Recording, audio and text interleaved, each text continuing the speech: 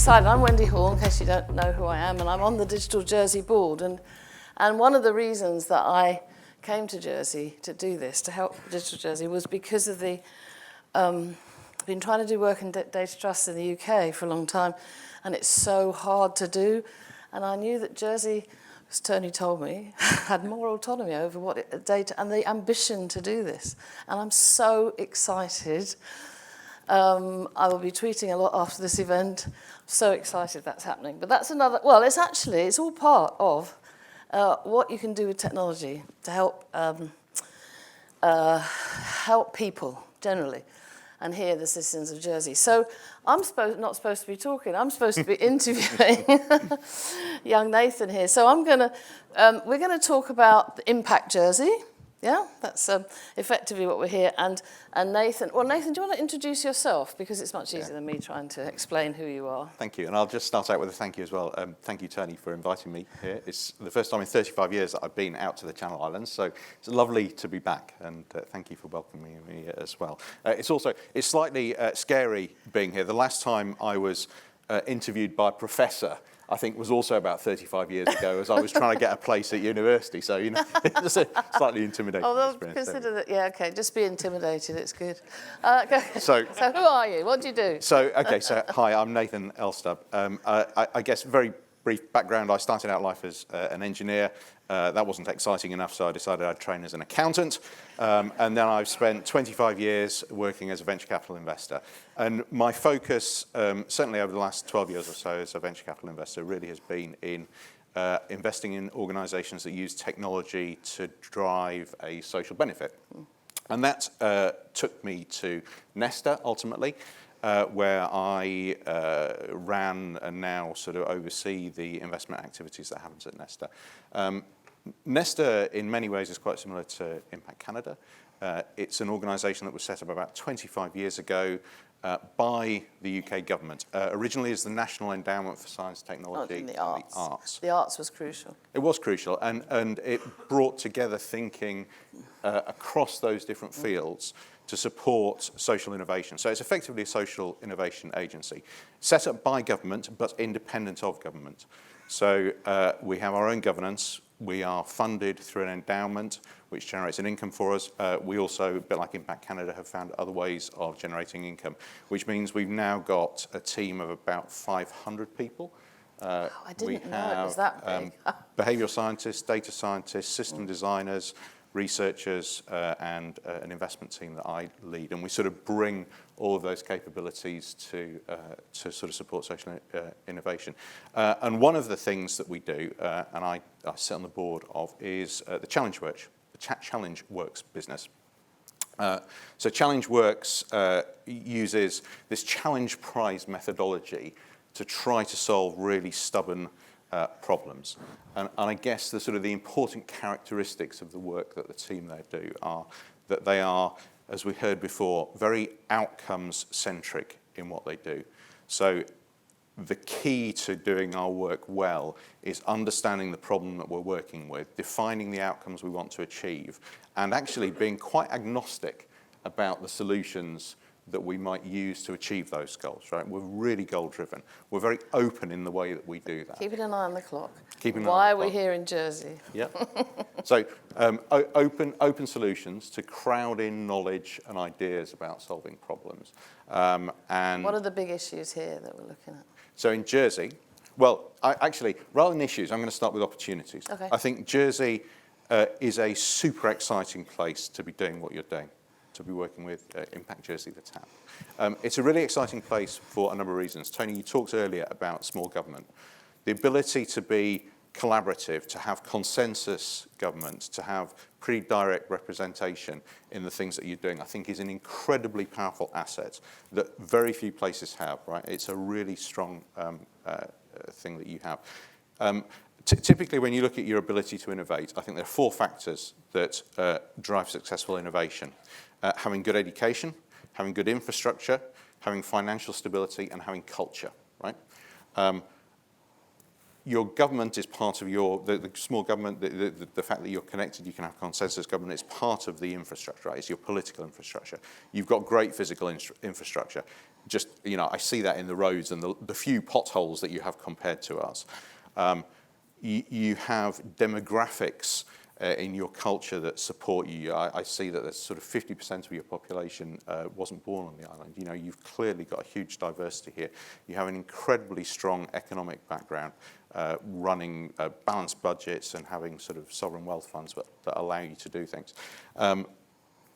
There are some really powerful characteristics of Jersey as an island, I think, that lend themselves to success in applying the Technology Accelerator Programme.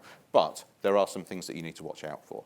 You have a very concentrated, as far as I understand, you know this stuff much better than I do, right? But just the things that strike me about it. You have a very concentrated economy. You have a dependence on the finance sector, which is going to change radically in the next 20 years. The actors involved are going to be transformed. The processes involved are going to be transformed as you see disintermediation happening.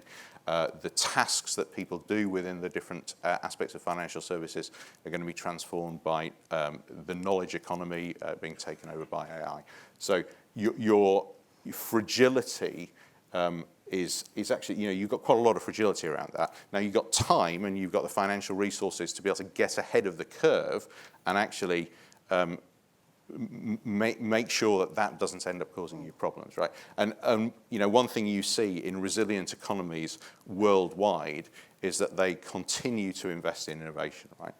So maybe another of the sort of cultural drawbacks is, I think this is a brilliant opportunity now to invest, but historically it sounds like there's been a little bit of underinvestment in R&D and applied kind of research and innovation. So it's great that you are doing this. It's fabulous. And data trust is one of the examples. You can export that to the world, is the plan. Right, develop it here, export it to the world, just as you have done with the finance.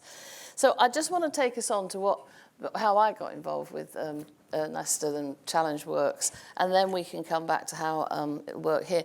Yep. So I'm on, in the UK, what's called the Longitude Committee, and this goes back to 1714.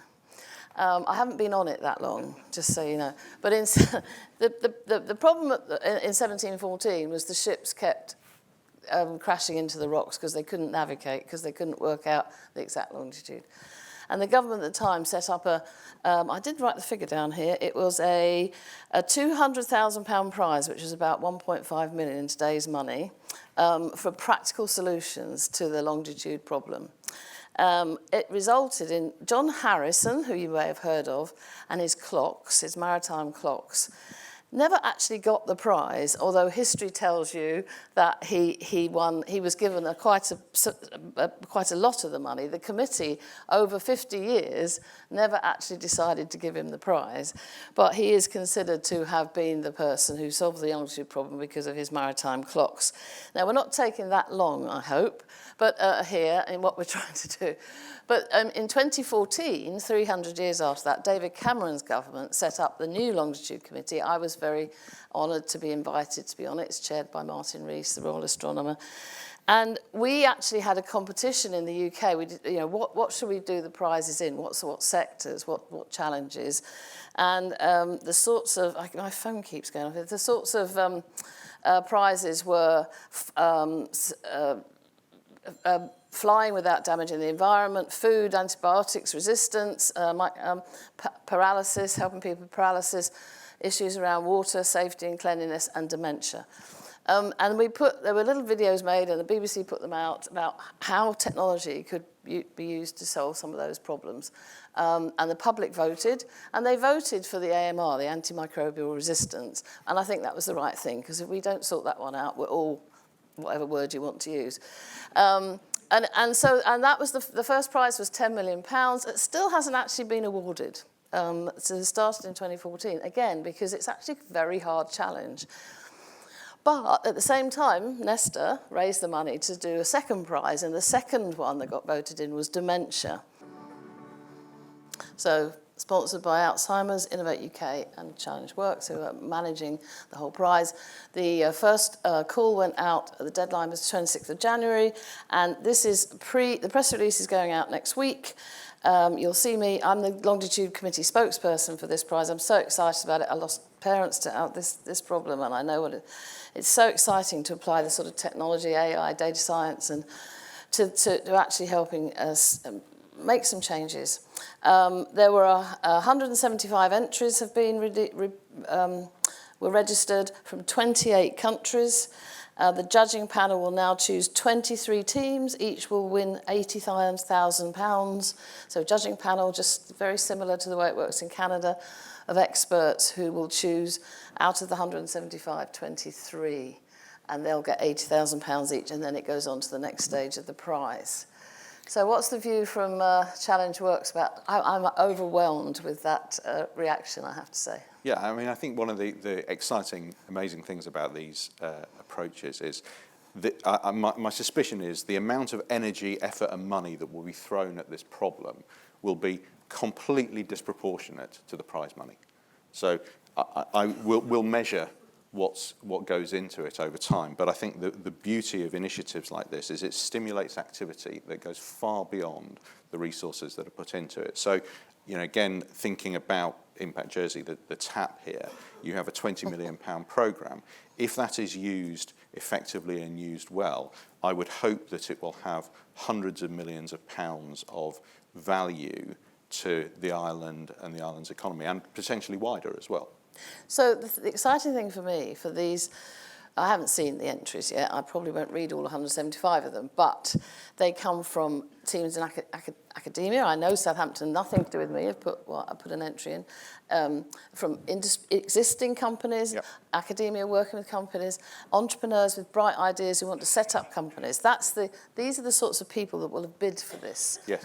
Prize. Now, in the UK, for example, and in Canada, there are big research agencies that fund millions of pounds of research in this area, and of course you haven't, and you've got big companies that are doing that. In Jersey, we don't have that. So how does it translate into a small?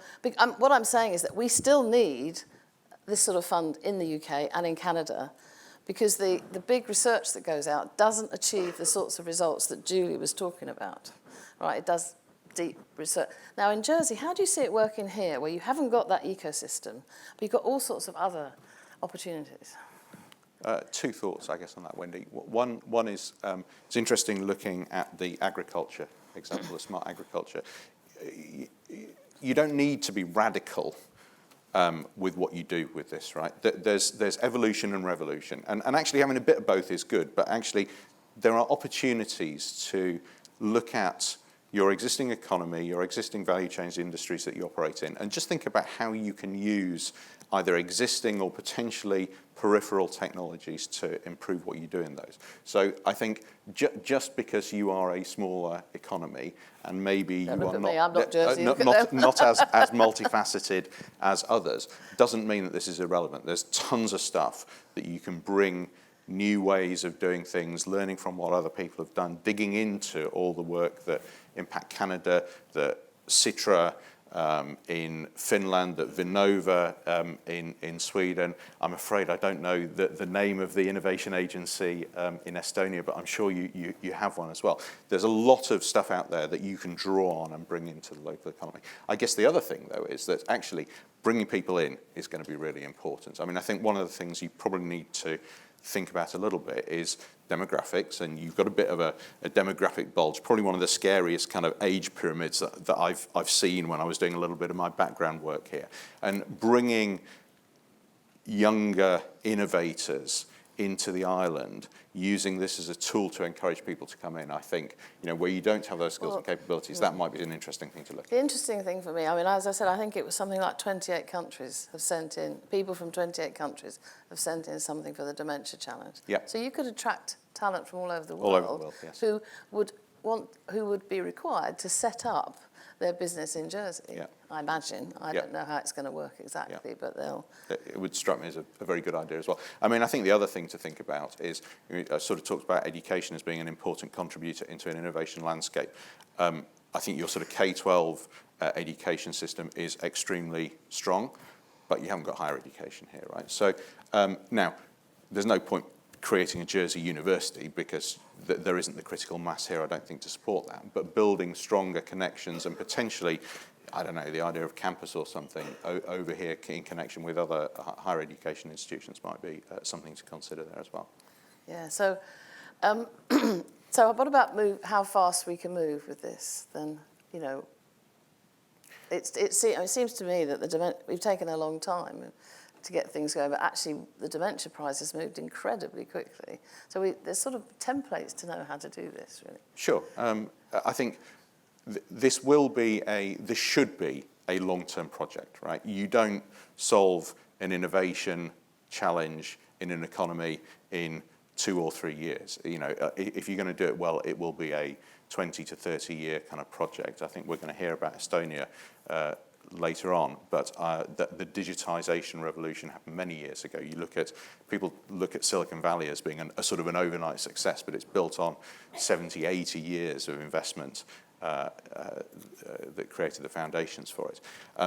So don't act in haste, but get going, right? You've got money that actually you need to start using. You need to start changing people's behaviors, get people excited about the opportunity to innovate and digitize. The difficult decision is what the challenge should be about. Yeah. Right? We spent our ages looking at 6 possibilities and then down to AMR and dementia. I mean, what would So I'm an outsider to the detail of those conversations. If it was me, I would probably start with 2 things. I'd start with something that's quite broad and open, right? You've got lots of businesses over here. I'd create something that actually is a very open grant type program that says we'll give pots of money to anybody that comes that has a good idea that we think can contribute to the digitization agenda. I think that, that digital adoption is your 3rd pillar of the outcomes that you're seeking to achieve. That's a very open kind of a goal. So I'd start out with a relatively easy, probably smaller but more distributed kind of prize grant sort of approach, just encouraging people to think of new ideas, things like the cycling data trust or whatever it might be.